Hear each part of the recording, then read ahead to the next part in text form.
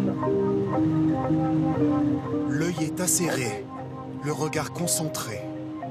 Catel Boulanger décolle de la piste de Toulouse en direction de Paris.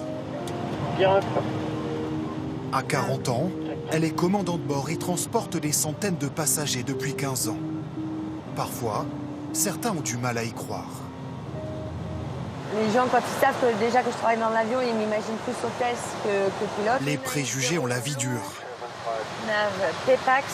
Il faut dire que seuls 3% des pilotes dans le monde sont des femmes, à peine plus que chez les chauffeurs poids lourds. J'espère que quand je finirai ma carrière, dans encore quand même pas mal d'années, le pourcentage des femmes dans les postes sera bien supérieur à ça. Pour son collègue masculin du jour, les femmes pilotes sont un atout pour une compagnie. C'est un métier dans lequel on doit beaucoup échanger entre nous pour la conduite de l'avion, de la machine, de la mission. Et quand on échange avec un commandant de bord ou un copie femme, je dirais ça a un aspect intéressant par l'approche qu'elles peuvent avoir sur la mission, qui n'est pas forcément le même angle que pourrait avoir un homme. Et justement, cette complémentarité des deux fait que c'est très intéressant. Féminiser le métier, apporter de la mixité dans les cockpits, cela passe par les nouvelles recrues. Mais les femmes représentent à peine 10% des candidates en France. À Lyon, Mélodie Dalle, 28 ans, vient de commencer sa carrière sur une compagnie low cost. Bonjour. Ça va? Son père était pilote de ligne. Et pourtant, elle a longtemps douté pouvoir faire ce métier, elle aussi. À chaque fois que je l'accompagnais, j'ai toujours rencontré que des hommes pilotes. J'ai jamais rencontré de femmes pilotes jusqu'à il y a quelques années. Et c'est ce qui m'a aidé à avoir le déclic après coup aussi. C'est un métier qui me faisait rêver, mais je m'en sentais pas capable. Je pensais pas que c'était pour moi. Elle attaque sa 2e saison en tant que pilote.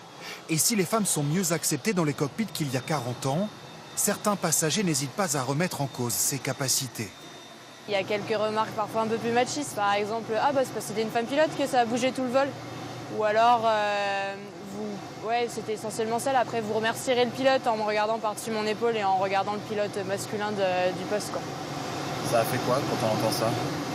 Ils peuvent penser ce qu'ils veulent. Non, moi, je profite de mon travail. Je suis heureuse là où je suis. Et je me dis que les mentalités vont bien finir par complètement changer.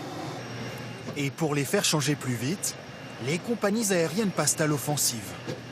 Exemple, avec cette publicité mettant en scène des enfants. La pilote est une petite fille, les stewards des petits garçons. 600 000 nouveaux pilotes doivent être recrutés en 20 ans pour répondre à l'expansion du transport aérien. Impossible de se passer des femmes. C'est une chance pour vous de pouvoir rencontrer 3 femmes pilotes de l'air. Pour susciter des vocations chez les jeunes filles, une compagnie anglaise envoie même ses commandants de bord dans des collèges français. Bon, voilà.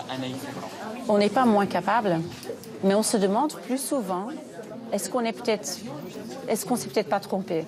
Mais le chantier pour convaincre ces jeunes filles est immense. Il faut avoir un niveau dans des matières scientifiques, mais je suis nulle en maths. Il faut survaincre ce manque de confiance, parce qu'on est capable de tout. Et toi aussi. Moi, je savais pas qu'il y avait des femmes qui le faisaient, parce que j'avais jamais vu de femmes conduire un avion. Ça te rassure aujourd'hui? Sincèrement, oui. En 5 ans, la compagnie low cost anglaise a multiplié par 3 la part de femmes parmi ses nouvelles recrues. Objectif, atteindre 12% de femmes pilotes dans ses cockpits. Si les salaires à l'embauche sont égaux, la parité est encore loin.